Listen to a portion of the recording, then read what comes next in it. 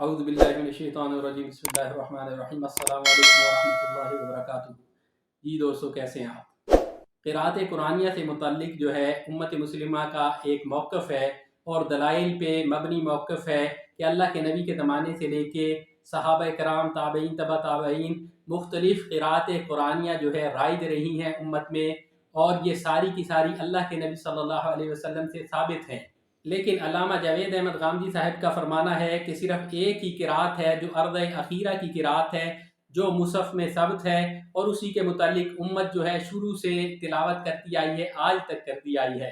اور وہ کون سی قرأت ہے؟ وہ قرأت حفص عن عاصم ہے، جس کے مطابق آج ہم قرآن پاک پڑھ رہے ہیں۔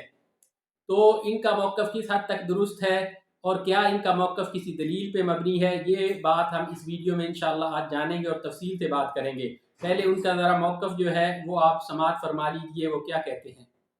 پھر اس ترتیب کے مطابق قرآن مجید شروع سے آخر تک جبریل امین نے پڑھا۔ پھر اس کے بعد جب وہ یہ سب ہو گیا تو حکم دے دیا گیا کہ اب اسی قرأت کی پیروی کرنی ہے آپ کو جو اس وقت کی جا رہی ہے۔ یہ وہ قرآن مجید کی قرأت ہے جس کو تعبیر کیا جاتا ہے عرض اخیرہ کی قرأت۔ تھوڑے ہی عرصے کے بعد یہ محسوس ہوا کہ اب چونکہ عجم میں لوگ مسلمان ہو رہے ہیں، اب ان کو بھی پڑھنا ہے جو عرب نہیں ہے، تو وہی قرأت جو صحابہ کرام میں شائع و زائد تھی اس کو مصحف پر ثبت کر دیا گیا۔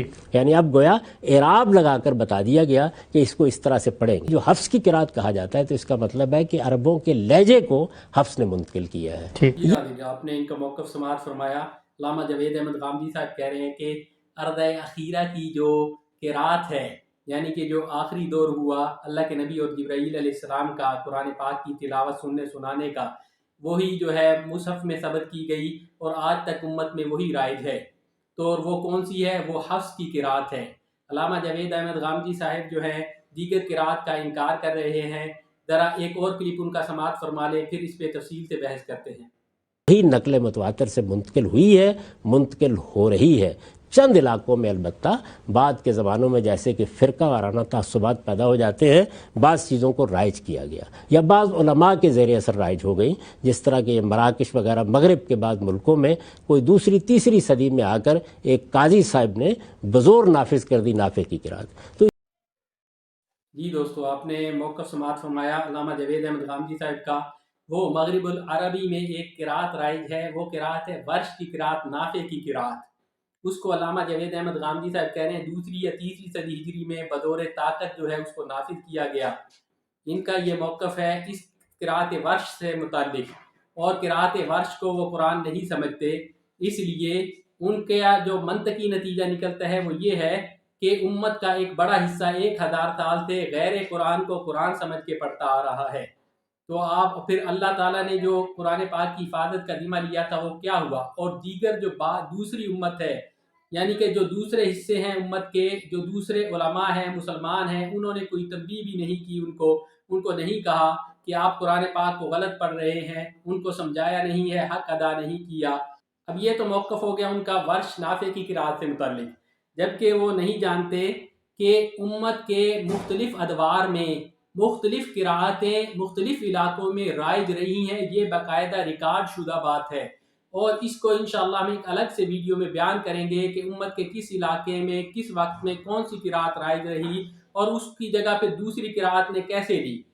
لیکن علامہ جاوید احمد غامدی صاحب حفص کی قرأت کو جو ارض اخیرہ کی قرأت ثابت کرنے پہ تلے ہوئے ہیں اور کہہ رہے ہیں کہ امت میں شروع سے یہی چلی آ رہی ہے، تو یہ ان کا جو موقف ہے ایک لا علمی پہ، ایک نادانی پہ مشتمل موقف ہے، کیونکہ در حقیقت یہ جو حفص کی قرأت ہے اس کا زیادہ زور جو ہوا ہے، زیادہ پھیلاؤ جو ہوا ہے وہ عثمانیوں کے بعد ہوا ہے۔ سلطنت عثمانیہ میں اس کو اپنایا گیا ہے اور نسخوں کی اتباع جو ہے قرأت حفص کے مطابق ہوئی ہے، اور ان کے جو قاضی ہوتے تھے، قاضی و قضات ہوتے تھے، وہ بھی اسی کے مطابق ہی قرأت کیا کرتے تھے اور اسی کے مطابق فیصلے کیا کرتے تھے۔ تو 200-300 سال تک جب سلطنت عثمانیہ امت کے بڑے حصے پہ ان کا کنٹرول رہا تو حفص کی قرأت جو ہے وہ لوگوں میں شائع زیادہ ہو گئی۔ تو اس لیے آج غامدی صاحب سمجھنے لگ گئے ہیں کہ شاید شروع سے ہی یہ قرأت چلی آ رہی ہے، یہ ان کی لا علمی ہے، اور میں ان کو ایک دعوت فکر دیتا ہوں کہ آپ دوبارہ سے مطالعہ کیجئے اور ذرا اپنے ذہن کو وسیع کر کے سمجھیے، تاریخی ریکارڈ کو دیکھیے. 200-300 سال سے پہلے قرات حفص کا پوری امت مسلمہ میں دور آپ کو نظر نہیں آئے گا. ہاں، کسی ایک علاقہ میں آپ کو نظر آ جائے گا کہ وہاں کے لوگ جو ہیں قرات حفص کے مطابق قرات کرتے رہے ہیں. دوسری بات جو یہ کہہ رہے ہیں کہ جی قرات حفص جو ہے وہ عربوں کا لہجہ ہے. عربی فصحی جس کو یہ عربی معلیٰ کہتے ہیں، اس کے تو کئی لہجے ہیں. تو یہ کون سا لہجہ ہے جو قرات حفص نے منتقل کیا ہے؟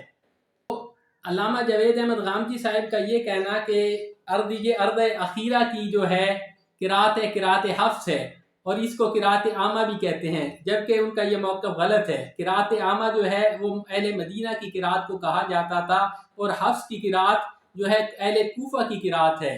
اور قرات عامہ جو ہے مدینہ کی جو قرات ہے اور نافع کی قرات ہے، وہ وہی قرات ہے کہ جو مغرب العربی میں اس وقت رائج ہے. اس لیے کہ امام نافع جو ہیں وہ مدینہ میں رہے، وہیں پہ انہوں نے علم حاصل کیا اور اسی کے مطابق وہ قرات کرتے رہے ہیں. تو یہ ان کا موقف بالکل ہی غلط ہے، اور صرف زور بیان سے، زور فصاحت سے انہوں نے تاریخ کی ڈسٹارشن کی ہے، حقائق کو غلط پیش کرتے رہے ہیں. صرف اپنی کم علمی کو ایک موقف بنا کے پیش کر دیا ہے اور اب اسی پہ ڈٹے ہوئے ہیں. حقیقت یہ ہے کہ اس امت نے اس قرآن پاک کو مختلف قراتوں میں محفوظ کیا ہے، اور اس کی ایک حکمت ہے. اور عثمانیوں نے قرات حفص کو کیوں اپنایا، اس کا بھی ایک الگ سے وجوہ ہیں، وہ بھی انشاءاللہ ہم ایک الگ ویڈیو میں ڈسکس کریں گے. عثمانیوں سے پہلے آپ کو امت میں کہیں بھی قرات حفص کا اتنا زور نظر نہیں آئے گا. امام احمد بن حنبل کے صاحبزادے عبداللہ نے امام احمد بن حنبل سے پوچھا کہ کون سی قرات آپ کے نزدیک سب سے محبوب ہے، تو انہوں نے کہا نافع کی قرات، اہل مدینہ کی قرات. پھر پوچھا کہ کون سی، کہا کہ عاصم کی قرات جو حفص کی قرات ہے، کوفیوں کی قرات ہے.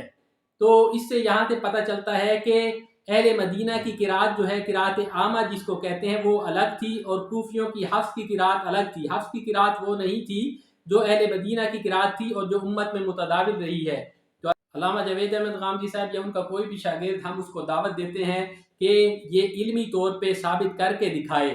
صرف یہ نہیں کہ تواتر اور تسلسل کے الفاظ استعمال کر کے اور دور بیان سے آپ بھی کہتے ہیں کہ یہ امت کی قرات ہے اور یہی رائج رہی ہے اور دیگر کوئی قرات نہیں تھی.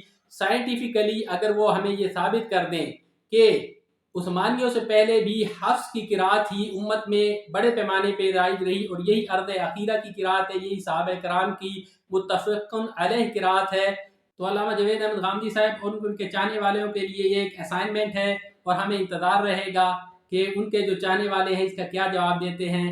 دھما چوکڑی تو یہ بڑی مچاتے رہے ہیں اور کہتے ہیں دلیل سے بات کریں، تو ہم نے دلیل سے بات کی ہے. تو انشاءاللہ ہم امید رکھیں گے کہ ان کے چاہنے والے بھی ہیں، ان سے اس کا جواب طلب کریں گے کہ عثمانیوں سے پہلے قرات حفص کا جو ہے وہ زور و شور یا اس طرح ضائع و شائع ہونا سائنٹیفیکلی علمی طور پہ ہمیں ثابت کر کے دکھائیں. اور بھی بہت سی باتیں انہوں نے اپنے اس پروگرام میں کہی ہیں، ان کا بھی ہم جائزہ لیں گے انشاءاللہ. پورے پروگرام کا حدیث پہ جو انہوں نے اعتراضات کیے ہیں ان کے بھی ہم جوابات دیں گے. آج کی نشست میں اتنا ہی، انشاءاللہ پھر حاضر ہوں گے. اجازت دیجیے، السلام علیکم ورحمۃ اللہ وبرکاتہ.